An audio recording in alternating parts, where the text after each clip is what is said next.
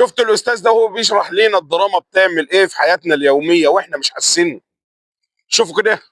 واحد صاحبي مش مصري طلق مراته اللي مش مصرية بسبب مسلسل مصري بعد 22 سنة جواز. وده راجل مش قليل، راجل تقيل يعني.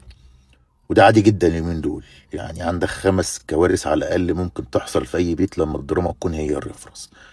الكارثة الأولى التوقعات الوهمية، أو بيسموها رومانسايزنج اكسبكتيشنز، اللي هي راجل سوبر هيرو ماديا، سوبر هيرو عاطفيا، 24 ساعة 7 أيام في الأسبوع. فطبيعي جدا إن الزوج الحقيقي بيبان دايما أقل ومقصر. والراجل برضه هيشوف نماذج لستات مش موجودين في الواقع، يعني الصواريخ اللي انت نفسك بتشوفهم في الدراما هم نفسهم مش كده في بيوتهم. الكارثة التانية تلميع الخيانة والعلاقات الجانبية، يعني المخرج هيخليك تتعاطف مع الطرف الخاين لمجرد ان الطرف التاني مقصر او سايب شوية فراغ عاطفي، فبيزرعوا في العقل الباطن مع الوقت ان الخيانة لها مبرر من غير ما نحس. الكارثة التالتة هيصور لك ان الطلاق هو البداية السعيدة للحياة، وان الست القوية هي اللي تقدر تعيش لوحدها وتستغنى عن الراجل.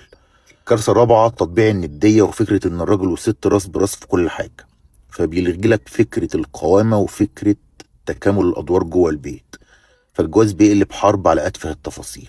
الكارثة الخامسة كوكتيل من الفردانية على الفيمينيزم على مادية على اي حاجة ضد الشرع وضد الفطرة، على بيوت خيالية وهمية بتحسسك ان اي بيت طبيعي شكله ناقص، مع انه بيت طبيعي جدا، يعني بيوتنا كلها كده.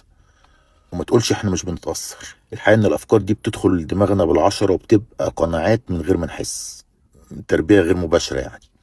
احنا الريفرنس بتاعنا كمسلمين اوضح من اي دراما، يعني واضح وما سابش تفصيلة في الجواز الا وحط لها اصول، مودة ورحمة وسكن وستر وتحمل ومسؤولية. فاحنا مش هنسيب ده كله ونخلي مسلسل وشوية ممثلين يخربوا لنا بيوتنا. سلام. ربنا يبارك فيك وكلامك مظبوط جدا ما شاء الله. واضيف عليه ان كل ده مقصود ومدفوع لهم مليارات لتحقيق هدف التفكك الاسري اللي هو صمام امان من المجتمع والامه، ونجحوا في ده بشكل كبير، الا مع الاسر اللي لسه بعيده عن العك اللي بيقدموه. امتى هنفوق مش عارف. ابعتها لهم.